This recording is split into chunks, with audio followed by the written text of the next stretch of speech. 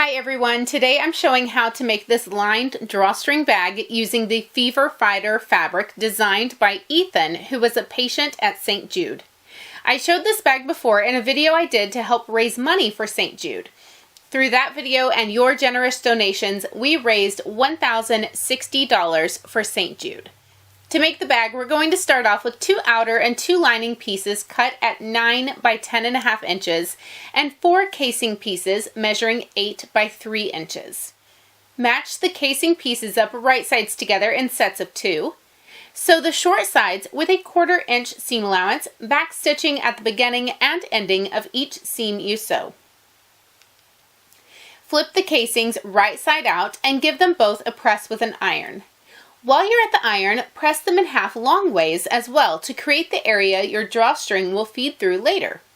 Lay a bag outer piece right sides up and center a casing piece on the short side. All the raw edges should be lined up together. Then lay a lining piece on top right sides down. Add a few clips to hold the layers together. Here is how all the pieces should look with the casing fold pointing toward the far side of the bag. Do this with both sets of pieces and sew across the top edge with a 1/2 inch seam allowance to attach. Open it up and orient it so the seam allowance is pointing toward the lining and the casing is pointing toward the outer fabric. Do the same with the second piece and lay it on top so the right sides are together. Make sure the seam allowances match up on each side and add clips to hold the layers together. You can find a link below to my favorite sewing supplies, including craft clips. They are a total game changer.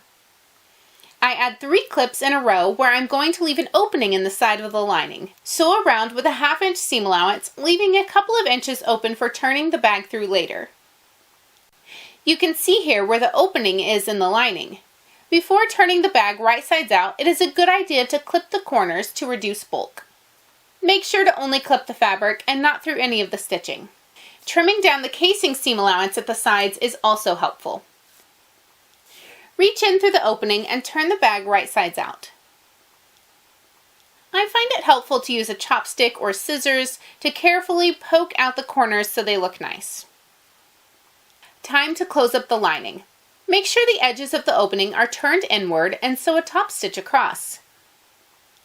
Push the lining down into the bag, making sure the corners are all situated correctly.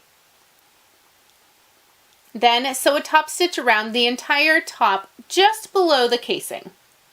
The final step is to add the drawstrings. I didn't have enough matching ribbon, so I grabbed some black bias tape and ran a seam down the length to sew the open edges closed. I added a safety pin to the end and fed the bias tape into the casing all the way around until it came out next to where it went in. Take the pin off and tie the ends together in a knot. Repeat by inserting the tape or ribbon into the casing opening on the other side. And that is the finished bag. This bag is so nicely finished inside and out and is super useful. If you make your own, please share a photo with me on Instagram or on the Whitney Sews Facebook page. I have several other drawstring bag tutorials in a playlist linked below. So make sure to check out that link, hit that like button, and happy sewing.